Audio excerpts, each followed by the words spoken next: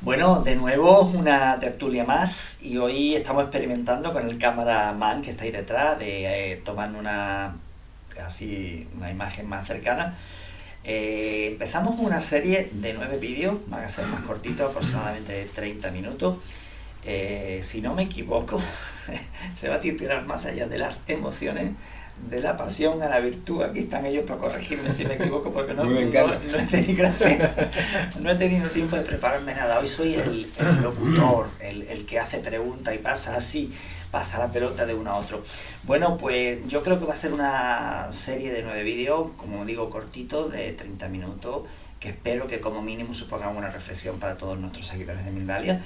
Y bueno, y como a mí me toca de ser eso, el entrevistador, pues le voy a pasar la palabra a un compañero. Por cierto, no me he presentado para quien no me conozca, soy Carlos González Delgado, psicólogo especializado en terapia regresiva y creador, dirijo un centro de atención y formación en terapia regresiva que se llama Centro Alma en Cártama, Málaga. Le paso ahora la palabra a nuestro compañero y que él se presente y que le vayáis conociendo. Yo soy Miguel Sánchez de la Madrid, soy psicólogo, terapeuta manual también. Trabajo con una técnica que se llama terapia centrada en el sistema nervioso. ¿Continúo entonces? Sí, continúa. Sí, vale, bueno, pues hoy vamos a hablar entonces de una de las pasiones. Vamos a empezar con la pereza y luego continuaremos por otra, enfocándolo también con el reverso de esa pasión, lo que es la virtud, ¿no? Entonces, bueno, si vamos al diccionario, la pereza pues se describe normalmente como alguien que es vago, ¿no? Con holgazanería, ¿no?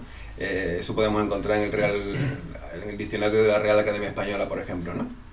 Yo me voy a orientar, voy a hacer una descripción de la pereza basada sobre todo en el enagrama. El enagrama, para los que no lo conocéis, es un instrumento de autoconocimiento, de autoconciencia, que proviene de los sufis y que ya fue posteriormente recibido por Claudio Naranjo y luego expandido pues a lo largo del mundo, ¿vale? Entonces, es curioso porque en el enagrama la pereza está descrita en relación a la conciencia. Se trata de una pereza de la conciencia. Se trata de una pereza que genera en la persona una dificultad de mirar hacia adentro, de poder tener una introspección, de un cuestionamiento, de plantearse sus cosas, de saber qué siento, qué me está pasando, qué impulsos tengo, qué necesidades tengo. Entonces genera pues esa dificultad de intimidad con uno mismo, de contacto, de interiorización, ¿vale? Y entonces todos sabemos esa sensación de pereza, ¿no? Cuando me da pereza algo es como que experimento una dificultad muy, muy fuerte para hacer algo, que tengo que hacerlo, pero también al mismo tiempo tengo mucha resistencia. Entonces, para ir comprendiendo, ¿no? Este concepto, cuando hablamos de pereza de la conciencia, es cuando experimentamos esa dificultad en poder mirarnos para adentro, ¿no? En tener conciencia. Es una pereza de alguna manera psicológica, en ese sentido. Entonces, yo voy a hablar de lo que hace la pereza. Todos tenemos momentos de pereza, pero lo que vamos a centrarnos un poquito más es cuando la pereza arraiga de manera más firme en la manera de ser de alguien, en el carácter de alguien, ¿vale? Entonces, cuando eso va ocurriendo, pues se genera una serie de rasgos, de síntomas. Y eso es lo que yo voy a describir. Voy a dar 10 rasgos, 10 síntomas, para que vosotros desde casa os podáis identificar y evaluar pues en qué medida la pereza se arraiga en vosotros de manera consistente, ¿vale? Luego podemos ir, también abordar de qué manera pues podemos trabajar con esa pereza, cómo podemos enfocarla. Entonces el primer rasgo, como he dicho, es la pereza de la conciencia, ¿vale? Ese sería el primer rasgo, el primer síntoma. El segundo es una inclinación a los placeres calmos. Cuando la pereza se instala en el carácter, la persona tiende hacia placeres que no son como la gula o la lujuria, muy como que nos excitan, sino que más bien nos meten en una especie de adormecimiento. Genera en la persona una inclinación hacia la tranquilidad. La persona tiene una cosa con el tema de no alterarse, con el tema de la comodidad también, con el confort, y con el tema de la estabilidad.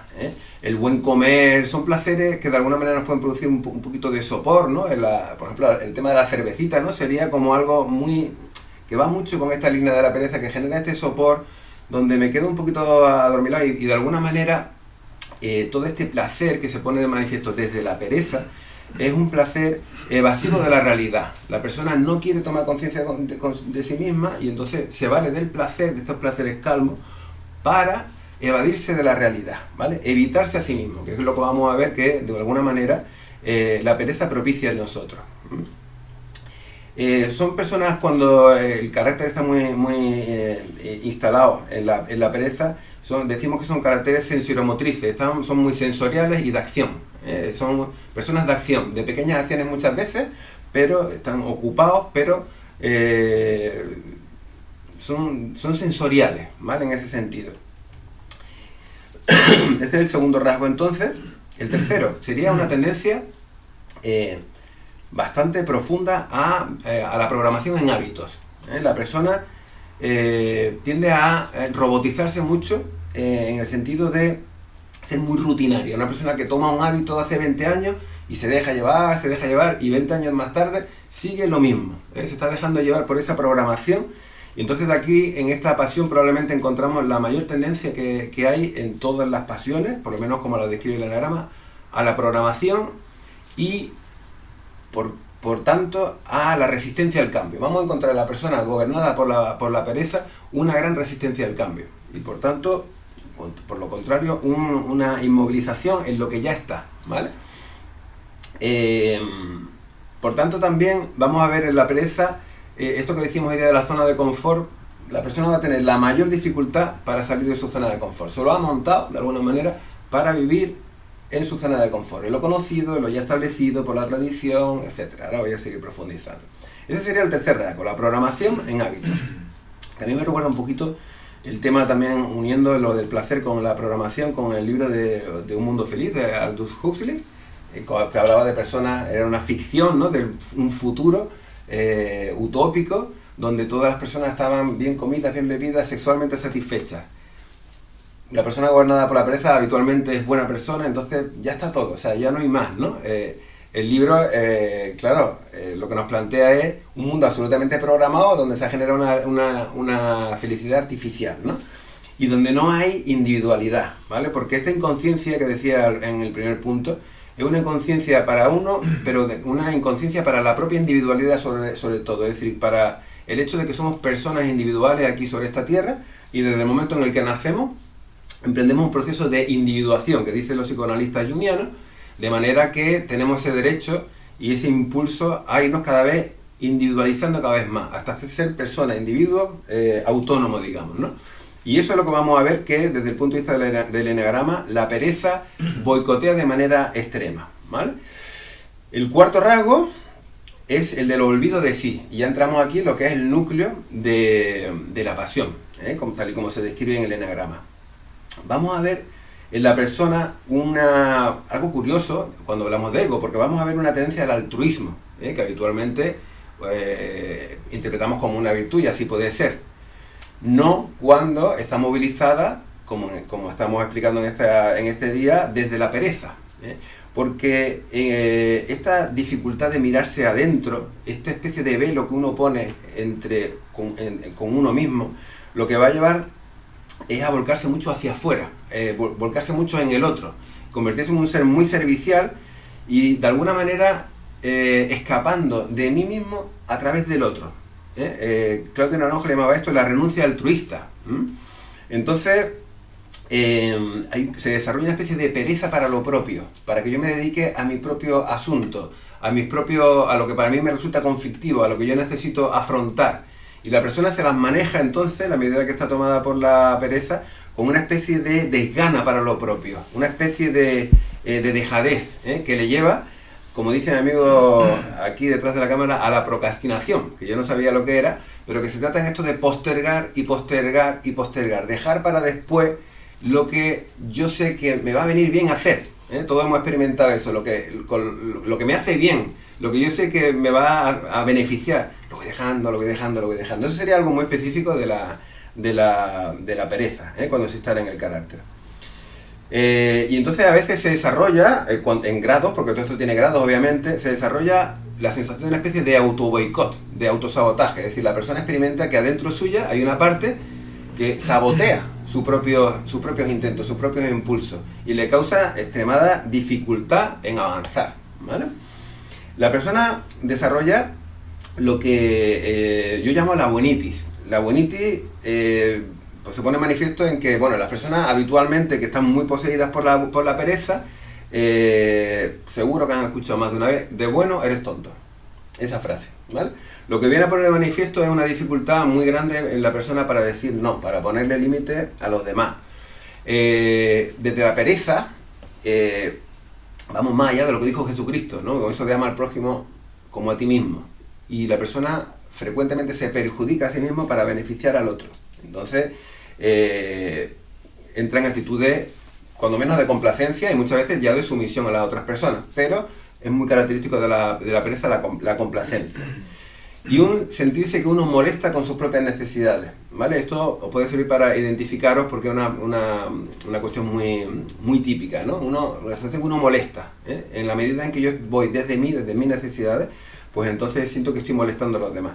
Y otra sensación muy curiosa es la de culpabilidad. La persona se siente muy culpable cuando satisface sus necesidades. Entra en complejo de egoísmo, como si eso fuese egoísmo, como si eso fuese algo que tiene que ver con el ego, en vez de con el yo. Sería realmente yoísmo. Sería satisfacer las necesidades de tu personalidad sana, no es egoísmo. Más tiene que ver con el ego, la pereza, como estamos viendo, que en realidad el sano impulso a satisfacer tus necesidades básicas, ¿no? Para tú estar bien. Otro rasgo característico, otro síntoma, el sexto, sería el de carácter gregario. La persona, por aquello que no tiene contacto con su propio interior, con sus propios impulsos, entonces se suma al camino de otro, a la visión de otro, al proyecto de otro, y se agrega ahí, se va sumando.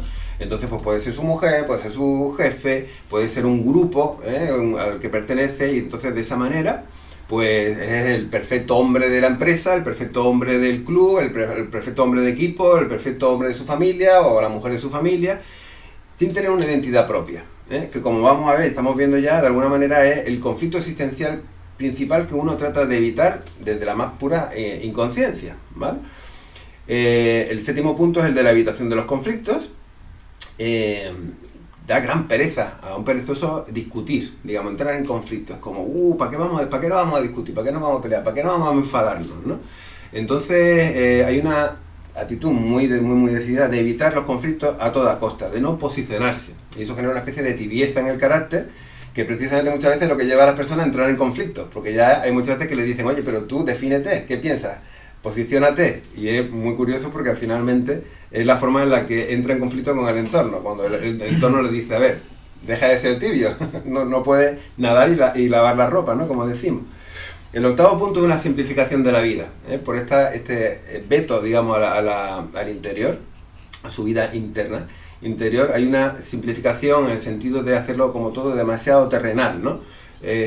Todo el mundo es bueno, esto de no te comas el coco, todo como muy, vivir muy, de alguna manera, a un nivel muy superficial, ¿no? Y muy en eso, en la acción, no en el pensamiento, no en una reflexión, etcétera, ¿no? El noveno rasgo sería una hiposensibilidad. La persona, de alguna manera, para mantener todo esto, necesita desarrollar una coraza, una especie de caparazón, que es neuromuscular, quizá José Ignacio nos habla de esto ahora, y desarrolla pues lo que en el enagrama se llama una piel de elefante, es decir, una piel gruesa, que le lleva a una característica indolencia, quiere decir, como que ni siente ni padece, pero para sí mismo, para lo suyo. Luego, siempre la pereza, tal y como se describe en el enagrama, genera, la persona son sentimentales, tienen muy buen corazón, son muy buenas personas en general, para los demás, pero son muy indolentes para sí mismos. De alguna manera, y esto conecta con el último rasgo, el de la resignación y el conformismo, ¿vale?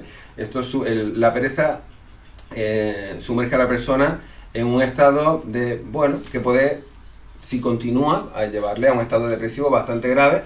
Y después nos va a hablar José Ignacio de todo esto ahora, pero bueno, la verdad es que la pereza, quizá en el enagrama, es la que más pasa desapercibida, quizá como pasión del ego, ¿no? Como, bueno, como que no sea, pero verdaderamente en la salud psíquica y física hace estrago, y verdaderamente cuando te llega una persona ya muy tomada por la pereza, verdaderamente tan perdida de sí misma, tan desconectada de sus necesidades, tan acorazada, verdaderamente, bueno, pues son procesos costosos.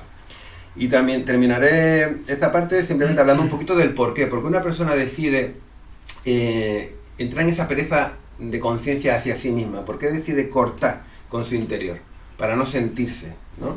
Entonces, habitualmente nos encontramos con historias, pues, de, por ejemplo, pues, niños que nacen, pues, en último lugar, de 10 años después del último hermano. Hijos no deseados que vienen, llegan a una familia y entienden que para adaptarse lo mejor posible a ese entorno, su estrategia de supervivencia va a ser molestar lo menos posible.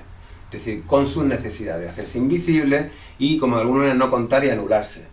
O aparecen en familias pues, con una alta conflictividad entre los padres, donde asumen un rol de conciliación entre los dos, se ponen al servicio de las necesidades del entorno y niega sus propias necesidades, o quizás vive la educación o la crianza de madres o padres muy dominantes que acaban anulando al niño, y entonces el niño pues experimenta que en la medida en que yo esté conectado conmigo voy a tener conflictos con el entorno. Solución: desconecto de mí y entonces me puedo adaptar, sobreadaptar, que es una de las características a las que nos lleva la pereza, pues de manera mucho más fácil, ¿vale?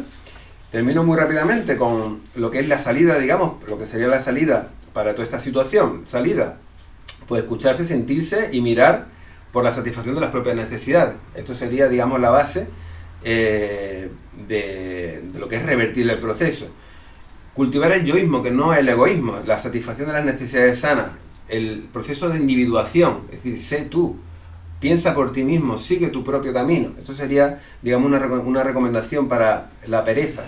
El desapego de la comodidad. De alguna manera uno tiene que salir necesariamente de la zona de confort. Afrontar, para mí sería una palabra clave dentro de la pereza, es decir, afronta aquello que evitas, afronta. Hay un placer en la evitación de lo que uno debería afrontar. Eso genera un goce, como dicen los psicoanalistas, ¿no? Una especie de disfrute. Pero para revertir el proceso la persona necesita afrontar, necesita mirar de cara, sacar la cabeza como si fuese un avestruz y mirar aquello a lo que no desea mirar por temor. Aprender a decir no, aprender a entrar en los conflictos que verdaderamente merecen la pena, a posicionarse, desprogramarse de los hábitos, cambiar de hábitos. Para una persona que está muy metida en la pereza, el cambio siempre va a ser positivo. Y quizá el último pues sería el aprender a enfadarse, porque para una persona muy gobernada por la pereza, el enfadarse es casi imposible muchas veces, ¿vale? Lo tiene absolutamente vetado.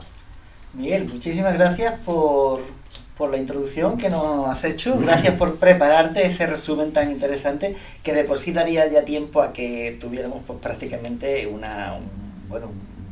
programa monográfico sobre eso, ¿no? Eso no es posible, pero bueno. Repito, muchísimas gracias, Miguel, por eso. Yo creo que todos nosotros nos hemos visto reconocidos, al menos en parte, ¿verdad? Porque ¿quién no tiene un trocito de esas características, de todas y esas características que has mencionado? Bueno, le vamos a pasar la palabra ahora a nuestro segundo tertuliano de hoy, nuestro amigo, y que él se presente. Hola, buenas tardes.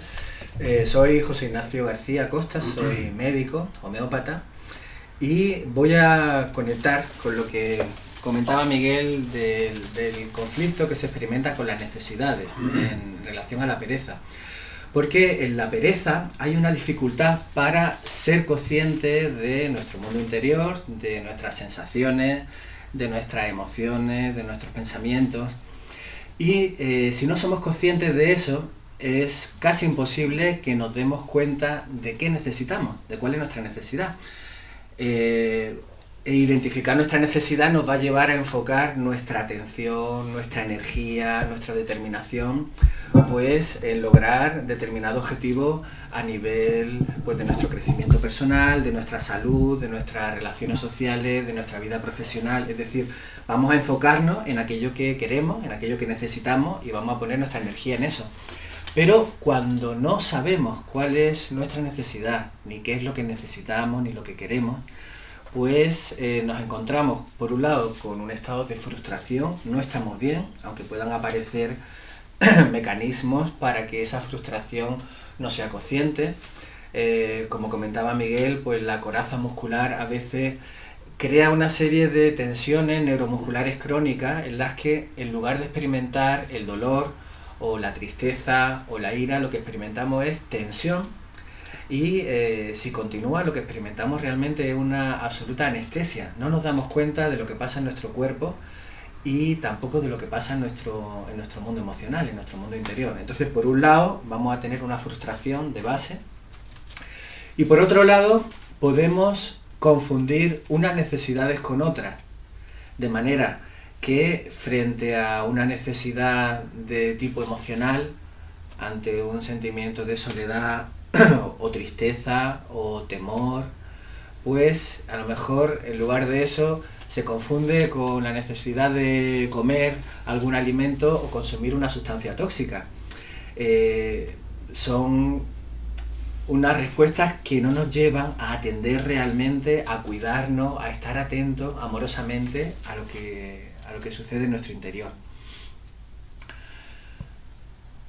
El darnos cuenta, a veces muchos de vosotros estaréis pensando, sí, pero yo soy consciente de que no debería alimentarme de esta manera, pero sin embargo lo hago, o soy consciente de que esta relación no es buena para mí y sin embargo la mantengo, porque en la medida en la que somos conscientes cada vez a un nivel más profundo de nuestro cuerpo, de nuestras emociones, de nuestros pensamientos, pues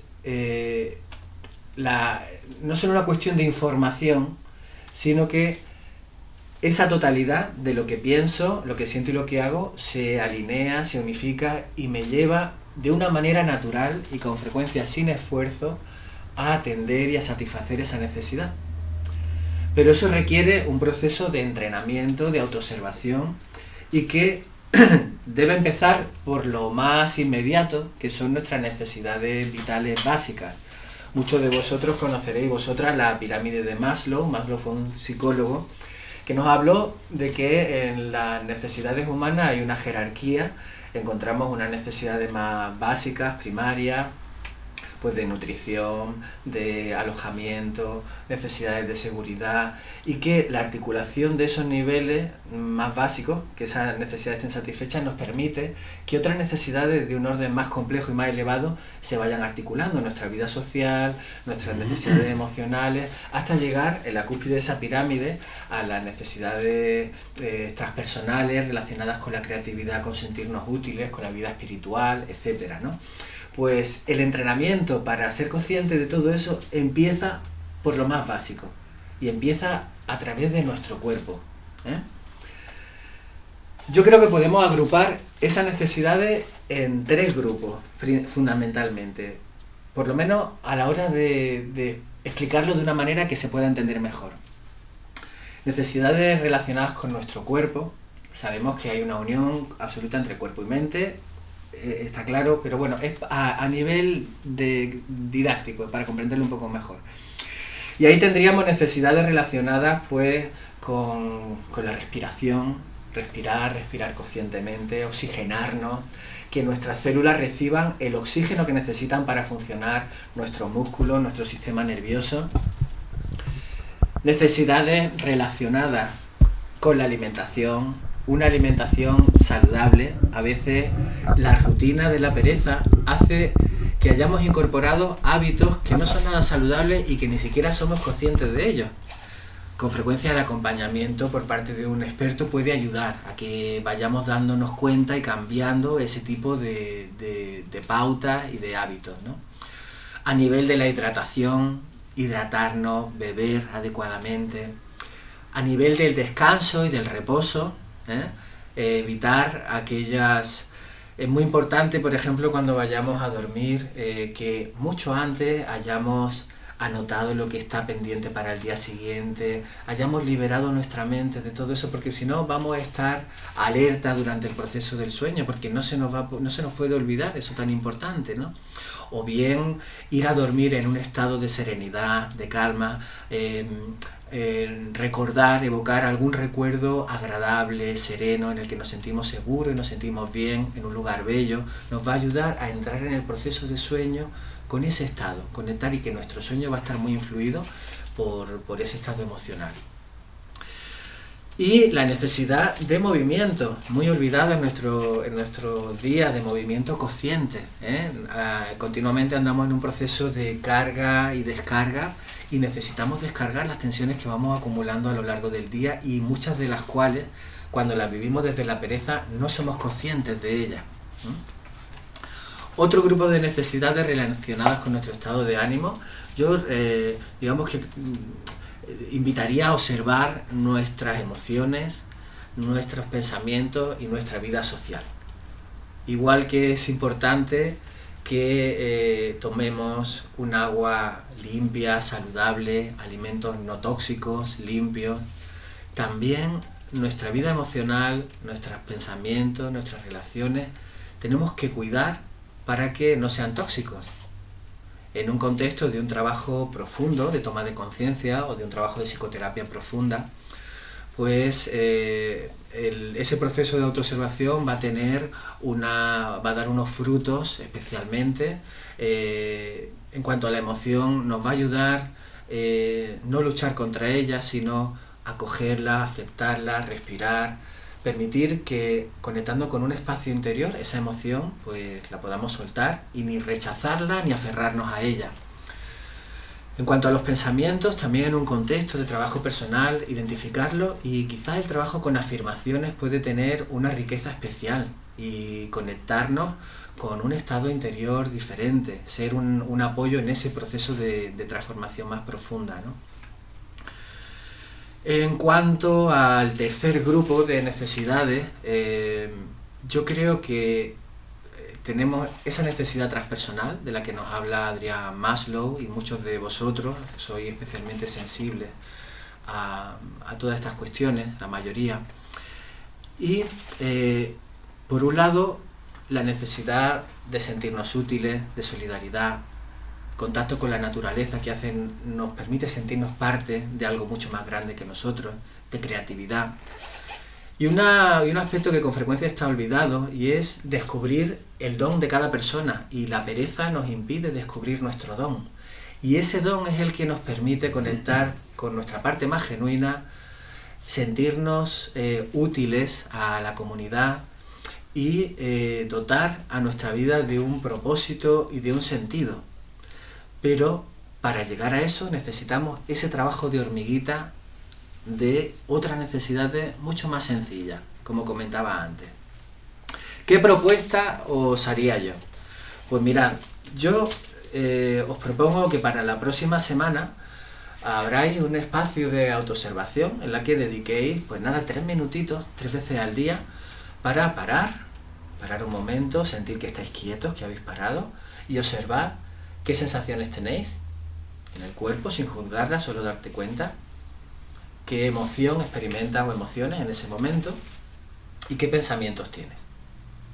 Sin juzgarlo, simplemente hazlo durante una semana. A la semana siguiente añadimos un elemento más. Observa tus sensaciones corporales, tus emociones, tus pensamientos, y observa cuál es tu necesidad en ese momento. Date cuenta.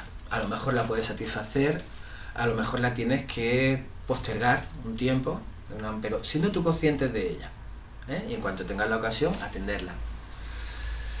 Y para la tercera semana os propondría que hagáis una lista de circunstancias en las que os sentís atascados, que no avanzáis, que se repiten, en ese estancamiento que a veces nos recuerda mucho la pereza. Observar qué sensaciones, qué emociones, qué pensamientos surgen con cada una de esas circunstancias. 3, 4 es suficiente. Y qué necesidades hay detrás que no se estén atendiendo, o bien también qué necesidad de cultivar algo en ti hay detrás de ese obstáculo. Porque a lo mejor te das cuenta de que necesitas cultivar pues determinada habilidad, o aceptar determinado proceso, cultivar tu paciencia, o mejorar tu capacidad de autoobservación, y puedes prolongar durante más tiempo pues esos ejercicios de autoobservación. Todo esto son recomendaciones muy simples que todo el mundo puede hacer. Si tienes 3 minutos para preocuparte, tienes 3 minutos para darte cuenta de cómo estás. Es así de sencillo.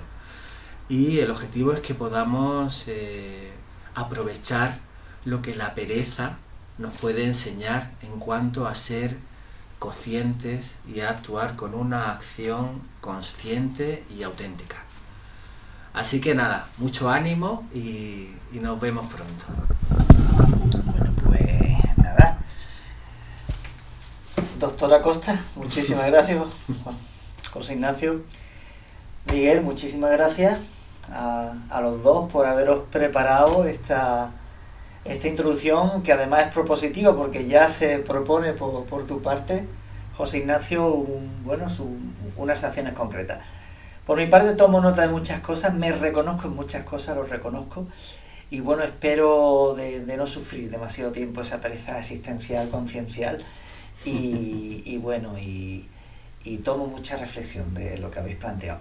Muchísimas gracias, amigos, gracias por estar aquí. Gracias a ti también. Y nos vemos en la próxima tertulia de Mindalia sobre las pasiones, las emociones y todas estas cosas tan humanas para nosotros. Bueno, la próxima hablaremos sobre el miedo y la cobardía, más allá de esa emoción, de la pasión a la virtud. Muy bien. Miguel, ¿quieres despedirte? ¿Quieres añadir algo más? Bueno, que ha sido un gusto. Me parece que es muy positivo el plantearse el tema de las pasiones y poderla aclarar, ¿no? Antes de meternos en el mundo transpersonal.